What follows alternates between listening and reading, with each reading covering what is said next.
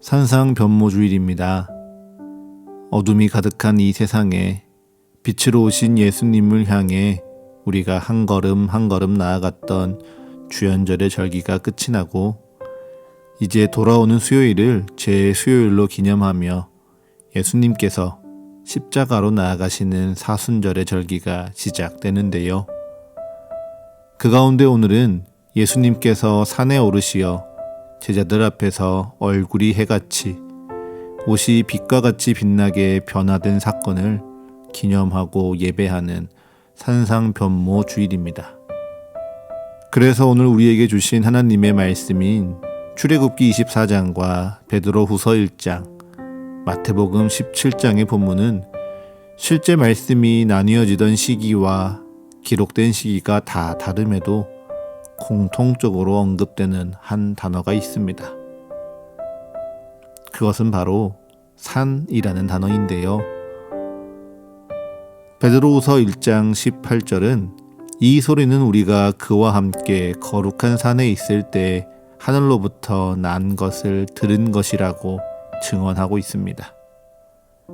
그리고 출애굽기와 마태복음의 본문을 보면 이 두 본문 모두가 산을 중심으로 매우 신비로운 일들이 벌어진다는 것을 알 수도 있지요. 먼저 출애굽기 24장을 살펴보겠습니다. 출애굽기 24장 12절에선 여호와께서 모세에게 이렇게 말씀하십니다. 너는 산에 올라 내게로 와서 거기 있으라. 내가 그들을 가르치도록 내가 율법과 계명과 친히 기록한 돌판을 내게 주리라.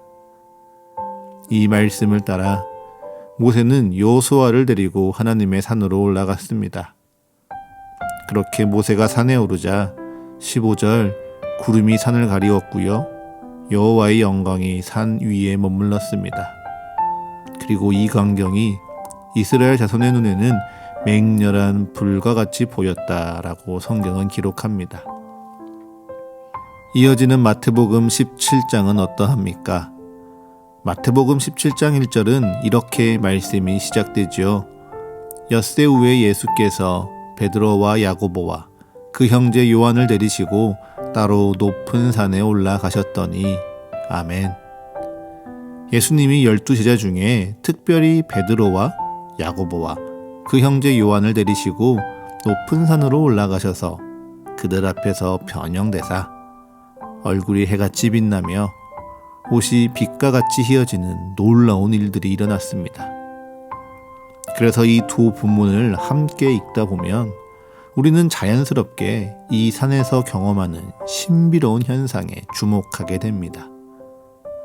여호와의 영광이 구름과 같이 나를 둘러싸고 주의 영광의 빛이 나를 비추어서 감히 서 있을 수 없는 압도적인 경외감을 고백하는 그 신비.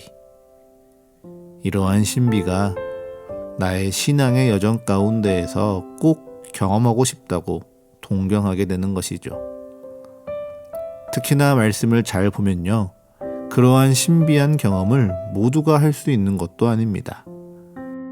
모세나 베드로, 그리고 야고보와 요한처럼 하나님께 선택을 받은 아주 소수의 사람만이 신비한 신앙의 경험을 하였기에 나 또한 그렇게 하나님께 선택을 받아서 산과 같은 구별된 특별한 장소에서 성령을 뜨겁게 체험하고 신비한 은사를 경험하는 특별한 사람이 되는 것을 바라는 것입니다.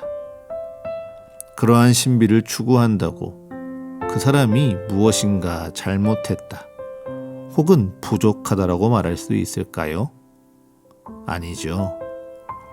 오늘 마태복음 속 베드로도 동일하게 그러했습니다. 베드로는 예수님이 얼굴이 해처럼 빛나고 옷이 빛과 같이 휘어지는 광경을 목격했습니다. 심지어 예수님이 그가 사모하는 모세와 엘리야와 함께 더불어 말하는 것도 보았지요. 그래서 베드로는 예수님께 이렇게 물었습니다. 주여, 우리가 여기 있는 것이 좋사오니 만일 주께서 원하시면 내가 여기서 초막 셋을 짓되 하나는 주님을 위하여, 하나는 모세를 위하여, 하나는 엘리야를 위하여 하리이다. 그 어디에도 자기를 위한 초막은 없습니다. 단지 신비한 경험을 누리는 이 순간이 너무 좋기에 그래서 이곳에 계속 머무르고 싶다고 고백하는 베드로의 가장 원초적인 갈망인 것이죠.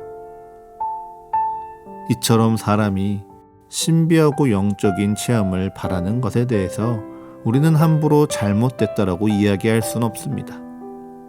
하지만 신비한 체험만을 최고로 여기고 그 신비만을 쫓고자 하는 열망으로 가득하다면, 그래서 오늘의 본문을 그렇게 신비하게만 바라보고자 한다면 그것이 정말 건강하고 균형 잡힌 신앙인 것인가라고 우리는 물을 수 있는 것이죠. 왜일까요? 주님께서는요, 우리를 산으로 부르시사 신비를 체험하게 하시는 그 이유에 대하여 성경에 분명하게 기록하셨기 때문입니다. 출애굽기 24장 12절을 다시 한번 읽어보겠습니다. 여호와께서 모세에게 이르시되 너는 산에 올라 내게로 와서 거기 있으라. 내가 그들을 가르치도록 내가 율법과 계명을 친히 기록한 돌판을 내게 주리라. 아멘. 예수님께서 모세에게 구별된 산으로 올라와서 내게 머물라라고 명령하셨습니다. 그러면서 하나님은 그렇게 산에 오르는 이유에 대해 분명하게 말씀하시죠. 그것이 무엇입니까? 바로 산 아래에서 일상을 살아내는 땅에서 하나님의 백성을 가르치는 율법과 계명을 기록한 돌판을 받기 위해 잠시 오르라 명하시는 것입니다. 그렇기에 모세와 이스라엘 백성들 그리고 제자들에게 산이란 곳은요, 최종 목적지가 아닙니다. 산은 그저 복잡하고 시끄러운 일상에서 벗어나 하나님을 주목하는 특별한 장소인 것이죠. 그래서 하나님의 백성들에게 중요한 것은 그 산에 오른다는 것이 아니라 거기서 하나님이 준비하신 특별한 징표를 경험하는 것이고, 그보다 더 중요한 것은 그 징표를 통해 하나님의 뜻을 깨닫고 세상으로 돌아가 다시 하나님의 뜻대로 살아가는 것입니다. 그렇기에 산에서 경험하는 신비한 경험이 그리스도를 향한 우리 신앙의 전부가 될 수는 없습니다. 오히려 그 신비로운 체험이 우리에게 하나의 이정표가 되어 하나님께서 우리에게 무엇을 가리키고 있는지를 주목할 필요가 있는 것이죠. 그 이정표를 기억하시며 마태복음 17장 5절의 말씀을 함께 읽어보겠습니다. 말할 때에 호련히 빛난 구름이 그들을 덮으며 구름 속에서 소리가 나서 이르시되 이는 내 사랑하는 아들이요 내 기뻐하는 자니 너희는 그의 말을 들으라 하시는지라. 아멘. 이어서 출애굽기 24장 16절도 읽어보겠습니다. 여호와의 영광이 시내산 위에 머무르고 구름이 엿새 동안 산을 가리더니 일곱째 날에 여호와께서 구름 가운데로 모세를 부르시니라. 아멘. 구름이 제자들을 덮었습니다. 구름이 산 위에 머물렀지요. 그리고 그 구름 안에서 모세와 제자를 부르시는 하나님의 소리가 들립니다. 그 내용이 이러한데요. 이는 내 사랑하는 아들이요 내 기뻐하는 자니 너희는 그의 말을 들으라. 여기서 이가 뜻하는 바가 누구입니까? 바로 예수 그리스도를 가리키죠. 요단강에서 세례를 받으며 성령이 비둘기같이 내려와 하나님의 권능을 입은 자, 이스라엘 백성을 가르치던 율법을 폐하는 것이 아니라 완전하게 하러 오시니 하나님과 같이 온전하여 우리에게 온전하시길 바라시느니 죄가 없으시나 우리의 죄를 위하여 십자가에 죽기까지 순종하시니 무엇보다 말씀이 육신이 되어 우리에게 오사 오늘 우리에게 하나님의 사랑과 뜻과 능력을 말씀하시는 예수님을 가리키고 있습니다. 그래서 결국 산에서 경험한 이 모든 신비는요, 예수님을 가리키는 것이고요. 그 가리킴 속에 그리스도를 마주하고 그리스도를 향한 믿음을 고백하는 것이 바로 모세와 제자들이 그 산에서 경험하는 신비한 체험의 목적인 것입니다. 여러분은 어떻습니까? 예수님께서 나의 구원자라 믿으십니까?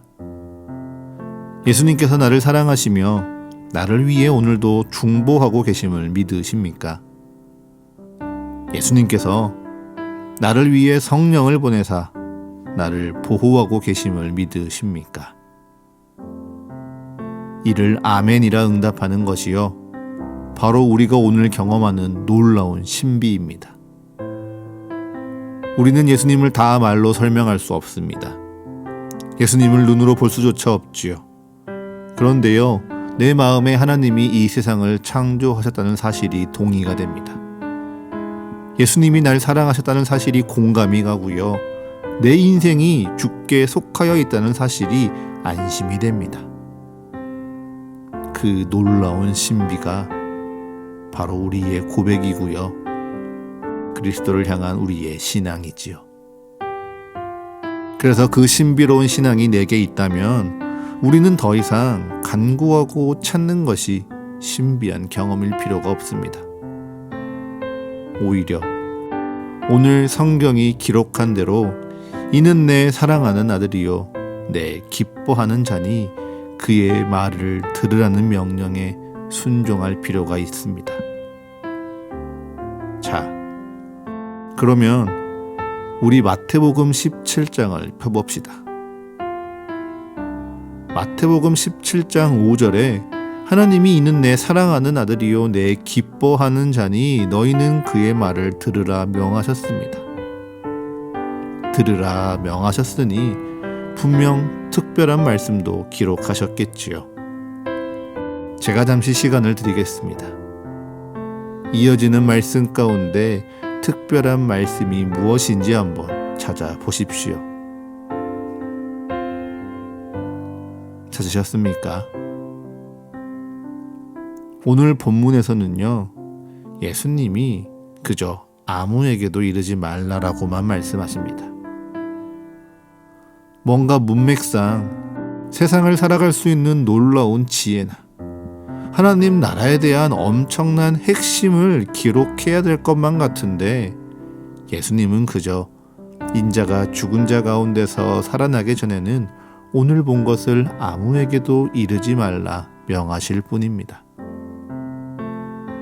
만약 우리가 이는 내 사랑하는 아들이요 내 기뻐하는 자니 너희는 그의 말을 들으라 하는 이 말씀을 오늘의 단락 안에서 다 이해하려 한다면요, 우리는 자연스럽게 한 단어 한 단어의 의미를 부여하려고 애쓰게 될 것입니다.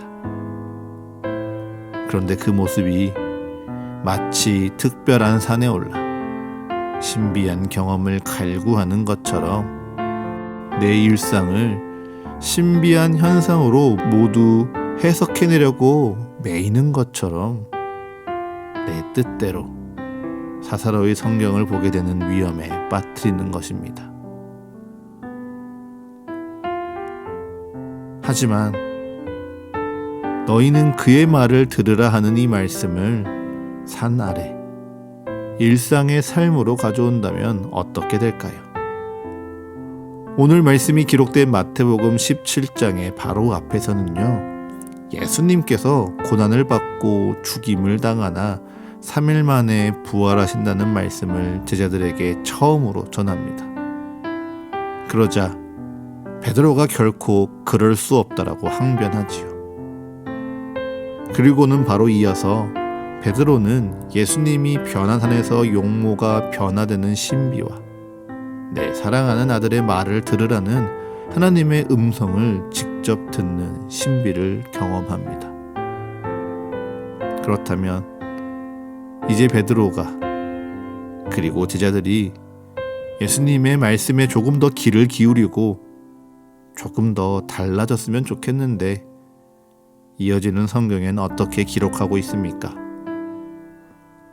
예수님이 재차 죽임당하고 부활하실 것을 말하나 제자들은 누가 큰지 서로 다투고 있습니다. 예수님이 죄도 없이 고난받고 능욕받을 것을 말하지만 제자들은 예수님의 곁에 더 높은 자리에 앉는 것만을 욕심냅니다. 예수님이 십자가의 죽음을 통해 온 세상을 구원하신다는 것을 말씀하셔도 제자들은요, 그저 예수님 곁에서 영광을 누릴 것만을 기대합니다. 예수님은 섬기고 낮아지고 겸손하고 용서하며 나누고 베푸는 것으로 세우는 하나님의 나라를 말씀하시지만 제자들은 그저 자기들이 다스리고 높아지는 이 땅의 다윗 왕국만을 기대하지요. 언제까지요? 바로 예수님께서 예루살렘에 들어가시고 십자가에 달려 죽으시는 그 순간까지도 말입니다. 분명 베드로와 제자들은 산에 올라 신비한 경험을 했습니다. 그리고 거기에서 내 사랑하는 아들, 내 기뻐하는 자의 말을 들으라는 주님의 신비로운 음성도 들었습니다. 하지만 그들은 주의 음성을 귀로 듣기만 할 뿐 마음으로 받지 않았고요. 삶으로 살지도 않았습니다. 여러분은 어떻게 하시겠습니까? 이는 내 사랑하는 아들이요 내 기뻐하는 자니 너희는 그의 말을 들으라 명하시는 우리 주님의 뜻 앞에 여러분은 무엇을 하시겠습니까? 오늘 서가교회를 통하여 선포된 이 하나님의 말씀을 주일의 특별한 시간, 특별한 장소에서만 남겨두고 다시 일상으로 돌아가서는 내 뜻대로 살아가시겠습니까? 아니면 하나님의 말씀이 내 일상을 이끌어가도록 힘쓰시겠습니까? 저는 오늘의 말씀을 준비하며 모세가 구름 속으로 들어가 산 위에서 보냈던 40야의 시간을 상상해 보았습니다. 그 시간 속에 주님과 모세는 얼마나 많은 말을 나누었을까요? 가깝지 않은 사람과도 단둘이 있어야만 한다면 어떻게든 말을 건네는 것이 우리의 본성인데 하물며 사랑하는 주님이 나와 함께 있다면 모세는 그 주님과 얼마나 많은 이야기를 나누었을까 상상해 보았습니다.